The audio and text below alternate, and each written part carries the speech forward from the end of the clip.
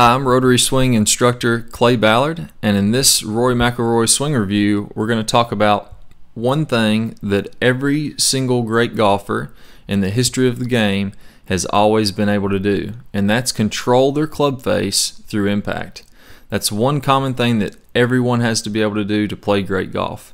Now, if you struggle with flipping the club through impact, if you struggle with hooks, with slices, with hitting the ball too low, this video is really going to help you out. And I would imagine that if you're looking online for golf instruction, you're struggling at least with one of those, because if not, you'd be hitting just fantastic golf shots around the course all day long. So if you learn how to control your left wrist, especially your left wrist, you're going to be able to control the club face and to be able to hit much more consistent, solid golf shots.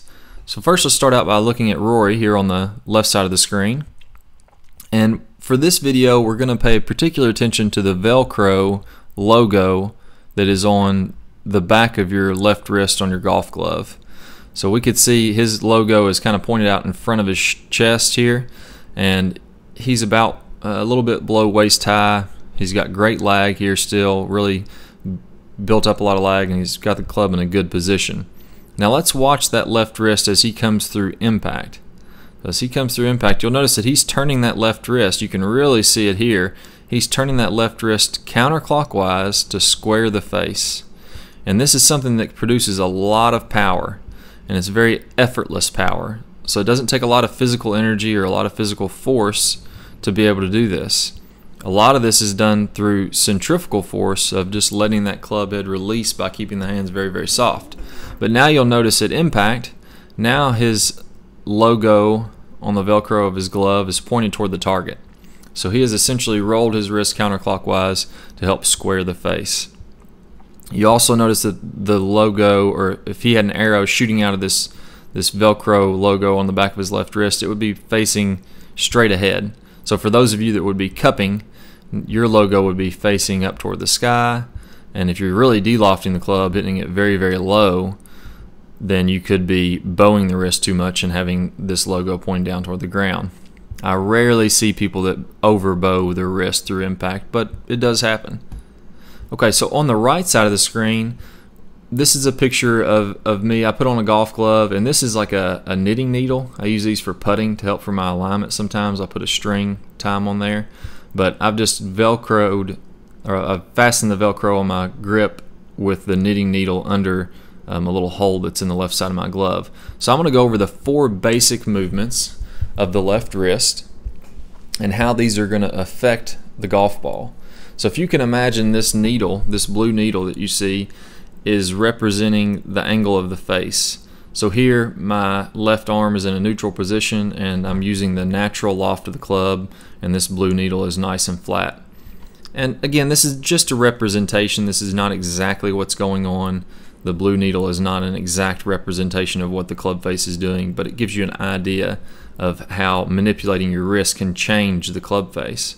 So the first thing I'm going to do is the most common thing that I see, one of the most common mistakes in golf, and that's cupping the wrist through impact. So you can see that this wrist has a lot of cup in it, and what I've done essentially is I've added about 45 degrees of loft to this club head. So if you're cupping this severely, you will not be able to hit the golf ball far whatsoever.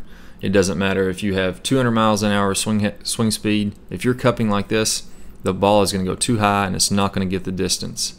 If you're someone that tends to just slide right under a sand wedge, or maybe you hit your 5-iron, let's say 150 yards, and then you hit your 3-iron 150 yards, and you hit your 3-wood 160 yards. It doesn't seem like you're getting much more distance the longer clubs you get. You're probably cupping through impact and adding a lot of loft to the club face.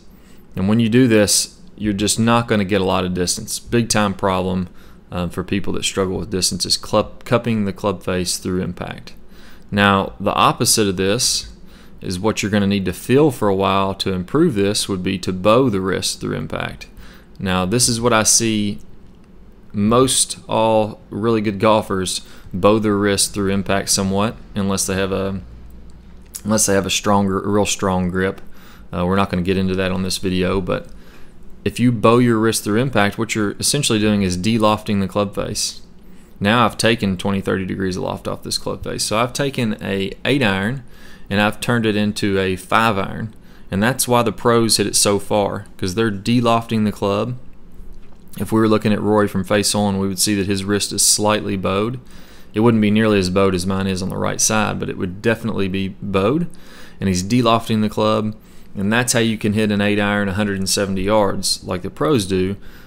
It's going to help to compress the ball more, get more spin on the ball or better spin on the ball, and really create a penetrating trajectory. If you're playing in a lot of high winds, you're going to need to know how to bow your left wrist and bow both wrists to de-loft the club face.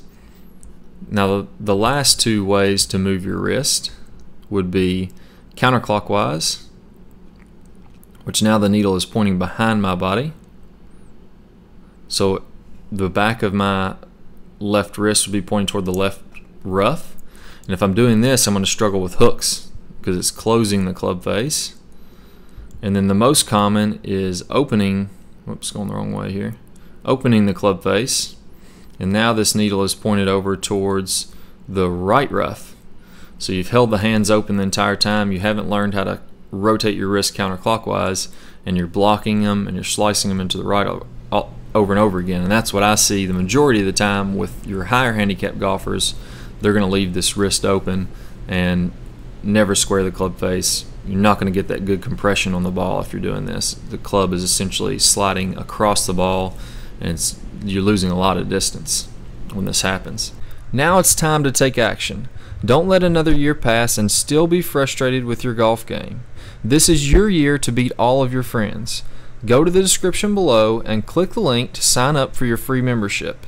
It will never cost you a dime, and you'll receive over 2.5 hours of detailed, eye-opening video lessons. Plus, you will be able to see the remainder of this video, only available if you click the link on this particular video. Be the first of your friends to join our 40,000 plus free members. We look forward to having you on our team.